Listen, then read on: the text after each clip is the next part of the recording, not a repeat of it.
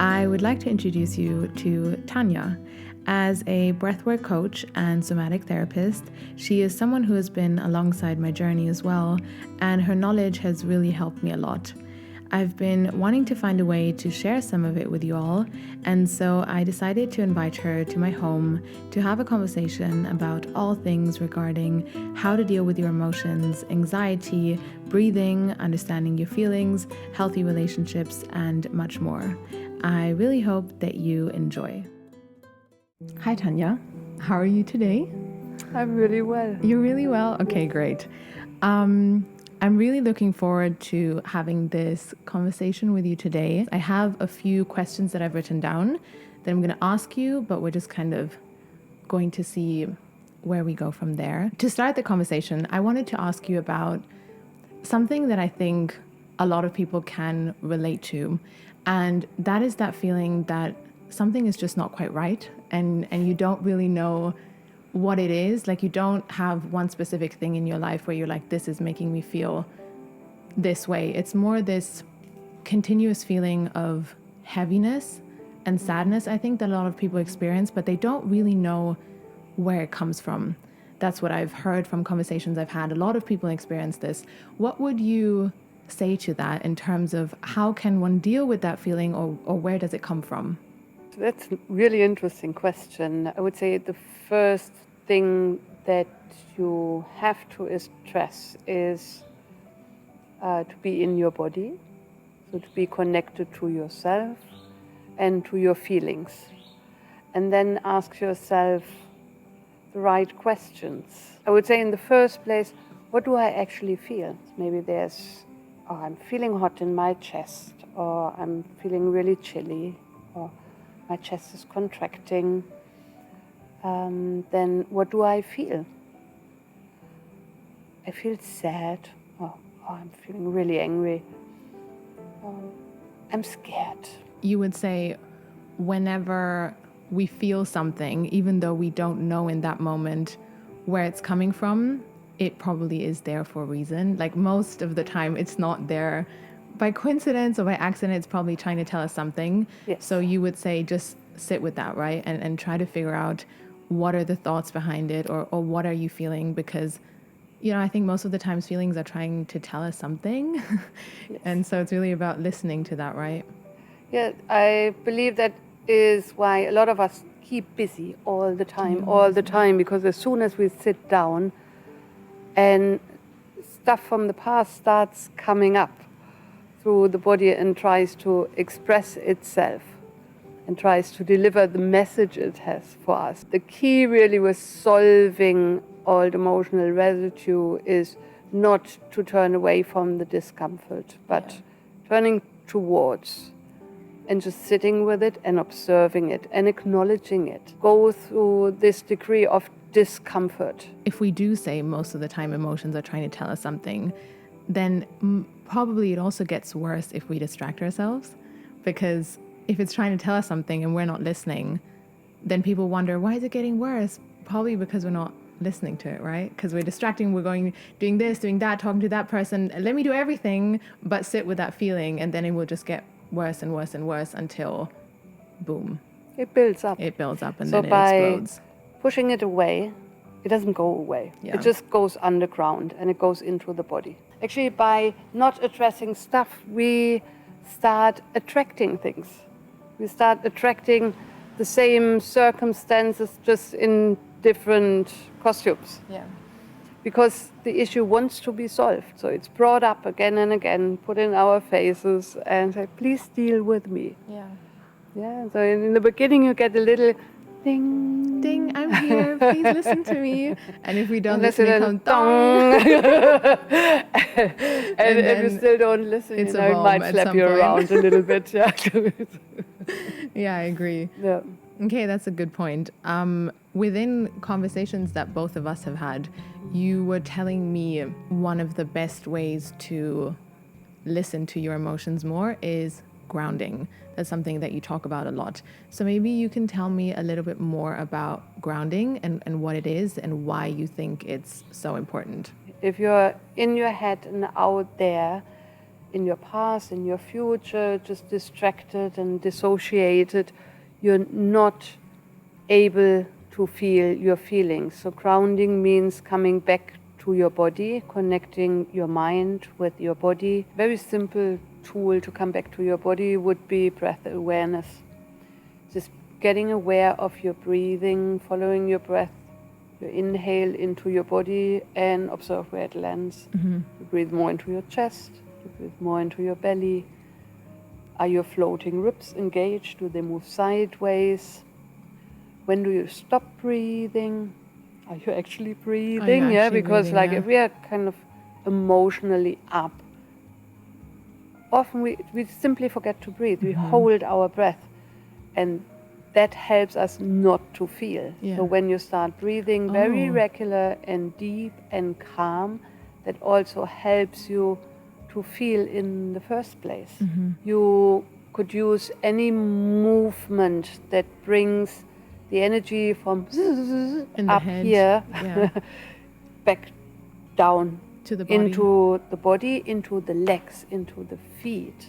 You could hit heels. You just go up on your toes and you hit heels with a sound. Sound is also very good to bring you back humming.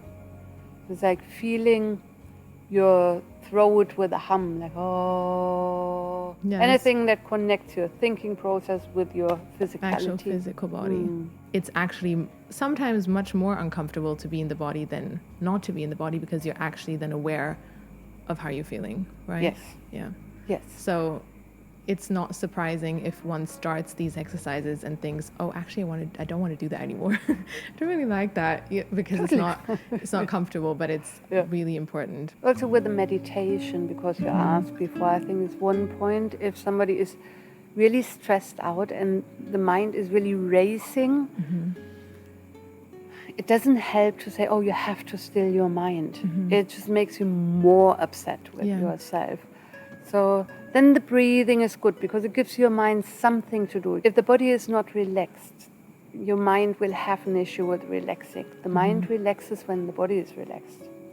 Okay, I think that's something that a lot of people don't know, or a lot of people don't talk about, because it's like, you have a lot in your brain, so you're supposed to calm down what's in your brain now, so sit down and meditate and calm it down. And most people are like, it's not calming down, because the body is not calmed down, right? Yeah. So that's actually a great point. I think a lot of people don't know.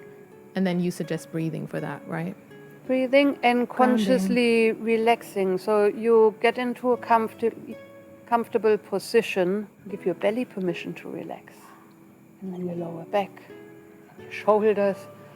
And so, give yourself this sigh of relief, good breath in. And just really let it go and just check a little bit. Oh yeah, my shoulders are really tense. And so, okay, roll them back a little bit, and then inhale, and with the exhale, just let them go. So that's step one, right? We're not connected to our emotions. We need to connect with our emotions, then we can do all these things. How to deal with that inner judgment you feel regarding negative emotions. And I think because if you're not used to feeling your emotions and suddenly you start feeling them, it might start feeling even more negative, right? Because you're sitting with them. And I think especially nowadays with social media, and like, it's kind of this idea, like if you're always, the more happier you are, the more of a successful life you're living. And I think those ideas can become very contradictory, because you're saying, sit with yourself, but you might start feeling more negative emotion then, because you're sitting with them. And then you have I know that for myself, all this judgment, like that means there's something wrong with me. Like if I'm feeling this, I'm clearly not on a good path in life. I'm clearly not living my best life. I'm clearly not what I'm supposed to be, rather than understanding that that is actually the path to get to where you want to be. So how to deal with that inner judgment, and I think also outer judgment, because I've experienced a lot of judgment from other people also, like, oh, you're always emotional, right? Like you have too many emotions, or you're overreacting. And people say that, especially people who are not connected with your emotions. Yeah, what would you say to that? Well, what is a negative emotion? Right? It's actually the resistance to feeling what you're feeling. And then you put a label on it and say, oh, good emotion. Bad emotion, yeah. Bad emotion. So where does that judgment come from? And it's often from early childhood that people around you didn't really know what to do with their uncomfortable emotions, and then they saw them arising in you because children are very uninhibited in their emotional expression. And they told you, don't be too much of that. Don't get angry. There's no reason to get angry. Also, we have to differentiate, is that an emotion that comes from an old place, or is that something I experience is it a direct response to what's happening right now? And that's a very important distinction. And often we know when our emotional response is a little too big for what's actually happening in that present moment. That's clearly something that's coming from the past. I think that's a very important point. That honestly, I think before meeting you, I also didn't really understand. I was like in a situation, I was like, I'm freaking out right now. This just like extreme reaction. And I thought it has to do with that, with whatever is in front of me in that moment. It has to be because I'm having that reaction regarding that right now. But understanding that made me learn to take a step back and be like, okay, if it's that extreme, it's probably from something else. Yeah.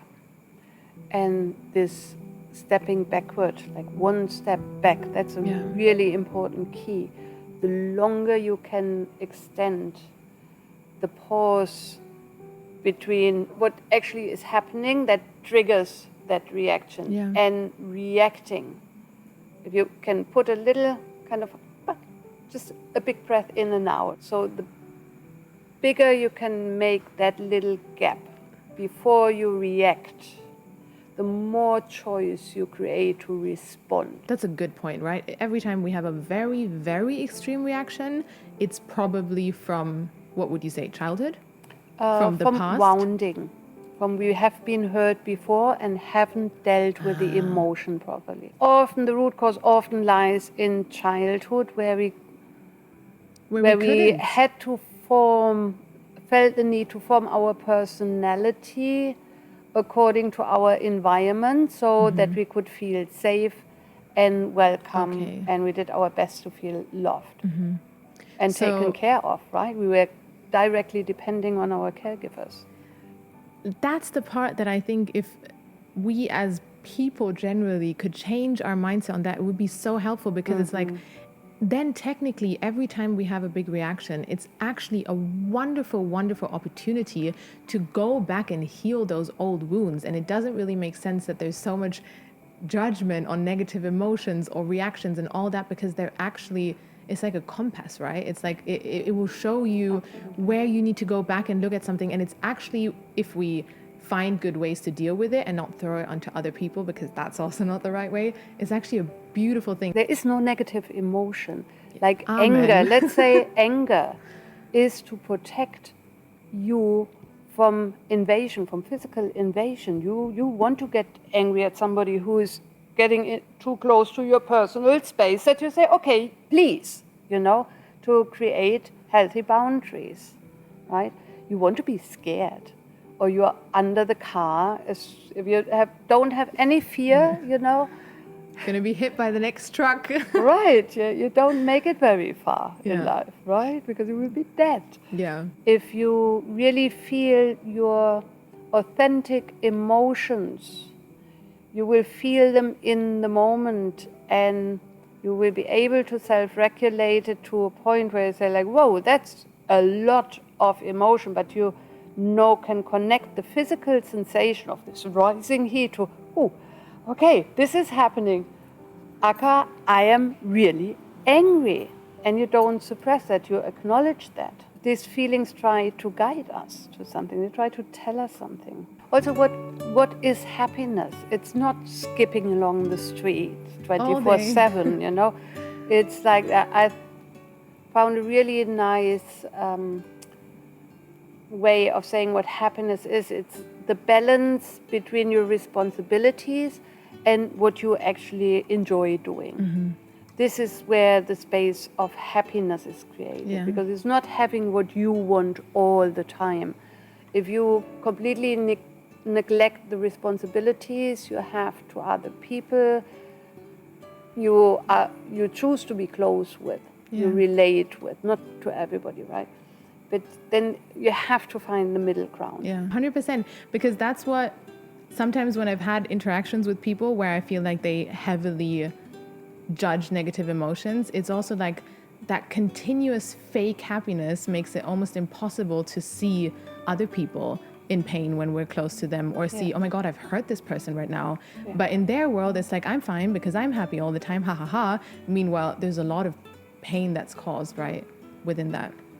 I really like that. Very nice. Another point that I have also learned from you and the conversations that I've had, which I think is a great thing to add, is really when I look back at myself from maybe 5 years ago, I didn't really allow myself to feel negative emotions, but I also don't really remember feeling like true, genuine happiness and excitement about life. And I didn't even know that that was happening because I didn't know it any different. So I thought, okay, this is the maximum of what happiness felt like. But it's more like you just kind of go along life and it's like always the same. You feel like a robot. The more I allowed myself also through working with you to feel those things that I was suppressing, which is the negativity or the sadness or the pain or whatever, the more it kind of swung into the opposite pendulum. And I was like, I started to feel deeper happiness from a different level. So maybe you could also explain, why is that the case? Let's say there's a whole spectrum of emotions is always there. So if you suppress your feelings, you suppress the entire range. Yeah, you can't say, oh, I push this down and I lift that up. It's not how it works, right? You feel it, or you dim the feeling, but then you dim the whole range. There's no way to numb yourself to pain but feel the happiness. You just can't, right? You just get numb. No, and there's so much beauty also in feeling. Once you allow yourself this, once you remove the label, it's energy.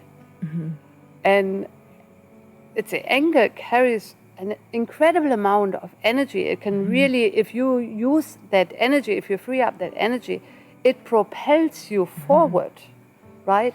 Aggression is, let me be mistaken, but of the Latin word, but it's forward movement. So this is what you actually want in your life. You want to proceed, you want to expand, you want to grow bigger. Therefore, you need energy. Everything you suppress needs energy to stay down there. If you allow it to be there, if you deal with it in the moment, this energy is available for the good stuff that you want to create and for authentic self-expression, not the nice girl, right? But for this is me, this is what I stand for, this is my truth. So this is actually all tied together, you would say. The more we deal with our emotions, the more we become truly who we are, or how would you put it? If we are not ashamed, if we are not ashamed of what's alive in us, if we are not ashamed of our anger, of our fear, of our sadness, we can present them to people we trust. Also, if you show some of your anger and somebody kind of pushes the door closed, you can go, okay, then not for you. Okay, maybe you want to learn how to deal with your anger first. Because it's also learning to not to suppress it, but to manage it. If we get angry, a lot of us don't know what to possibly do with it. You just say, okay, now I'm angry, and now like, how can I release it? How can I let go of that? So how would you say, how does one do that? Expressing it to yourself in a safe environment. You don't need to express it into somebody's face. Right? You can kind of withdraw a little bit and just bring some physical some expression, some movement to it. Here in Bali, I mean, we're in the lucky position where usually a pool is not too far. Like one of my biggest anger release tools was always jump in the pool and just kick and scream the hell out of the water, because nobody can hear you. You scream underwater, there's a coming to the surface, right? You can't hurt yourself there, and you can kind of just release this bout of energy out of your system, To add to that, I think that's an important point that I had to learn. It's like you don't need to show your emotions to people who don't know how to deal with it. You don't. You don't. And it's probably best you don't, because that doesn't really create a lot of great situations, I learned. And I think that's important to know, because it's like, the more you become in touch with your emotions, the more you feel them, but then you also need to learn. It's kind of like relearning, because you don't know what it's like to feel your emotions. Okay, so what do I do with that? In what situations is it not appropriate, but in what situations is it good and safe for me to feel it? Yeah, not everybody can deal with that That's the part of point, you, yeah. because if they can't deal with that part in themselves, So they then will you not be can't. able to respond appropriately to your expression of this feeling. So let me say, your emotions, your responsibility. Yeah. Their emotion, their Yeah, responsibility. that's how I feel with my best friends, right? It's like, we're not dumping onto each other, but we're sharing in ways that we've all learned, like, okay, we trust each other, so we can like ping pong on each other and share ideas. And that's a really beautiful part. Yeah. And that is what creates trust, and that is what creates intimacy. Like Yeah. real, not intimacy in a physical way, you know, But in a in an sexual way, emotional but way. in a deeply emotional way of But- seeing each other in our humanity. Yeah. Yeah, But like it has to be both ways. That's what I also learned. Yes. Like Yes. sometimes we might find someone where like, I would love to have that connection with this person. And then you're doing it. And at some point you realize it's not working, right? So that's what I had to learn. Like, it is only real emotional intimacy in a safe way if it is reciprocated. Yes. And coming from both ways. Yes. Let's say if you feel really safe and secure in your emotional world, Yeah. Oh, it doesn't have to be reciprocated, right? Yeah. you are yourself. I So mean- you are your own best friend first. Exactly. That's the point. 100%. Yeah. So important. You become your own best friend. And then from there, you can actually have those interactions that are really fun, but not because you need them. If they're suddenly not there for a year, you're also fine because you are with yourself. Yes. But if they are there, they're just a fun experience in life, something that makes you grow. The cherries on the cake. The cherries on the cake, yes. For the next part of the video, I think we've covered all of the topics that we wanted to talk about. I asked on my Instagram stories for people to send me questions that they have to you, so we can do like a rapid fire question, and I'll ask them and just see, what you would say to that. First question was, every time I go out or meet new people, I start feeling so anxious in my body. I can't breathe properly and start feeling really sick. What can I do? Slow down your breathing. Number one, slow it down. Everything slow, everything down. Your movement, your breathing. If you have difficulties inhaling, start with exhaling fully. Try to relax your body as much as you can, let your shoulders down, just kind of, and then allow the inhale to come in, because as soon as you're fully exhaled, your body will inhale by itself. If you don't, it will kind because of that's survival, right? you just fall I was thinking, like, unconscious, why? and then I it was like, starts breathing. that makes But sense. if you have issues inhaling, focus on the exhale first, fully exhale, and then completely relax and allow the inhale to happen. Mm-hmm. How can I make sure that negative emotions from other people don't bother me in the long run? It comes down to healthy boundaries, right? To say, oh wow, mirror them and say, oh wow, you seem to be really upset. I can see that in your face.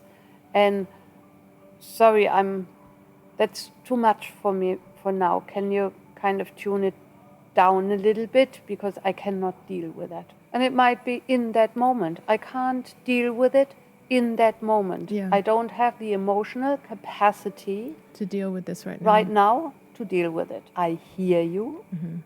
I will sit with it, and I will come back to you when I'm ready. Yeah. The next question was, which breathing exercise could I do to reduce my anxiety? The simplest is, because you kind of can't forget it, is 4-4-4 box breathing. Inhale at the count of 4. Hold your breath at the count of 4. Exhale at the count of 4. Hold for 4.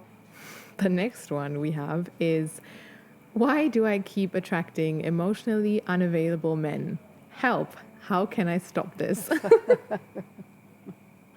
connect to your own emotions. Once you connect to yourself and you feel safe in your emotions, the attraction is gone. You want to share emotions, you want to share your emotions, and you are interested in their emotions. Yeah. Good and clear answer. I like that. Very good. And it might feel very foreign to you that somebody is actually Well, yeah. emotionally invested. Yeah. I think if you've been used to people just generally in life who are emotionally unavailable, the opposite is almost that you don't really something Wrong there. with this guy. You're not really quite right, are you? Yeah, Seriously, it doesn't feel right to us. I think a lot of people complain, everyone I meet is emotionally available. There's a safety in someone who's emotionally unavailable in a weird, warped way, because it's like you can... There's a predictability in it. Predictability, right. We have this one. Okay, that is a bit longer. I feel like I'm continuously in the same patterns. I keep going back to the same people that are not good for me, and my thoughts keep spiraling in negativity and sadness. I've tried so many times to get out of this, but keep being pulled back into the same situations. What can I do to break this horrible cycle? Seek help. Yeah, seek somebody who knows about developmental trauma. I would say that sounds, by the sound of it, if we have repetitive behavior that we can't find our way out, look for somebody who's somatically trained, who works with the body and the mind. Because clearly developmental trauma is in the body, right? Not in the mind. So, and often it's before we could actually understand what was happening to us. So we cannot address it from our thinking process. We have to address it from our feeling body. So a therapist that works only within the mind, trying to tell you like it wouldn't actually work, right? You behavior need both. Therapy, you tried that to behave differently. If we continuously fall back, if our reasoning mind, if our willpower is not enough, we have to go back to what the real issue is, the root cause, and you will find it in the body. Yeah. I think these are all of the questions that I wanted to ask you today. I think this is a great conversation to leave it at this. And we also have a time limit that we're dealing with. So I think this is good for now. Thank you so much, really, for being here today and sharing your knowledge with us. I really enjoyed this conversation. Thank you so much for being here today. Really appreciate it. Thank you for having me.